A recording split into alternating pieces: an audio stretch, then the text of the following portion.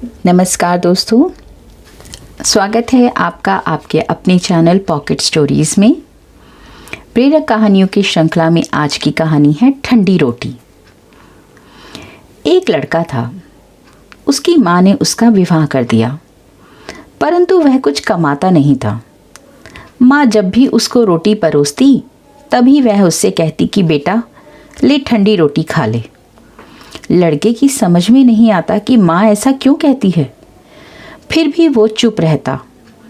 एक दिन माँ किसी काम से बाहर गई हुई थी, तो जाते समय वह अपनी बहू यानी उस लड़के की पत्नी को कहकर गई कि जब लड़का आए तो उसको ये रोटी परोस देना।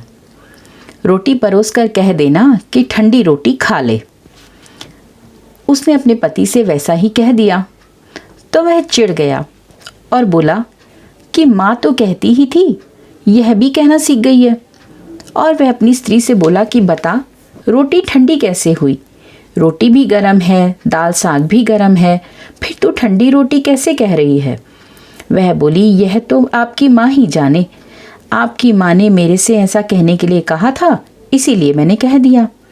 वह बोला कि मैं रोटी नहीं खाऊंगा, माँ तो कहती ही थी, तूने भी मुझे ऐसा ही ताना मारना सीख लिया है। जब उसकी माँ घर आई तो उसने बहू से पूछा कि क्या लड़के ने भोजन कर लिया, तो वह बोली कि उन्होंने भोजन नहीं किया, उल्टा नाराज़ हो गए। माँ ने लड़के से पूछा तो वह बोला कि माँ तो रोज़ाना कहती थी कि ठंडी रोटी खा ले, मैं तो ये सह लेता था, लेकिन यह क्या, अब इसने भी कहना सीख लिया है, रोटी तो गर्म ही होती है, फिर तू बता कि यह ठंडी रोटी कैसे हुई। माँ ने पूछा कि ठंडी रोटी किसको कहते हैं। वह बोला सुबह की बनाई हुई रोटी शाम को ठंडी होती है, ऐसे ही एक दिन की बनाई हुई रोटी दूसरे दिन ठंडी या बासी हो जाती है। बासी रोटी ठंडी और ताज़ी रोटी गर्म होती है।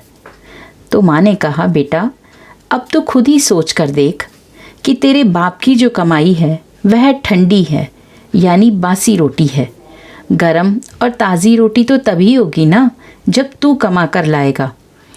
अब लड़के को यह बात समझ आ गई और वह अपनी माँ से बोला कि मैं खुद कमाऊँगा और तुझे गर्म रोटी खिलाऊँगा।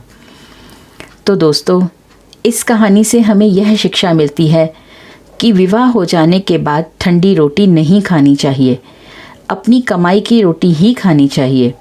क्योंकि जब भगवान राम वनवास में गए थे तो रावण सीता जी को ले गया।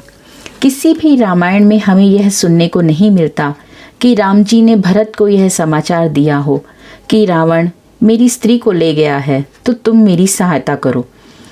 क्योंकि इसका कारण यह है कि राम जी इस बात को समझते थे कि अगर उन्होंने विवाह किया है तो स्त्री की रक्षा करना, उसका पालन करना उनका पहला कर्तव्य है। उन्होंने अपनी भुजाओं के बल से पहले सुग्रीव की सहायता की, बाद में उससे अपने लिए सहायता मांगी। सुग्रीव को राज्य, कोष, पुर और नारी ये चारों चीज़ें दिलवाकर अपनी एक स्त्री के लिए उन्होंने सुग्रीव से सहायता मांगी थी। इसीलिए इंसान को विवाह तभी करना चाहिए जब स्त्री का बच्चों का पालन पोषण करने की उसमें ताकत हो। अगर उसके पास यह ताकत या उसके पास यह समझ नहीं है तो उसे विवाह नहीं करना चाहिए। आपको मेरी ये कहानी कैसी लगी कमेंट सेक्शन में लिखकर मुझे ज़रूर बताइएगा। मिलते हैं अगली कहानी में, तब तक के लिए नमस्कार।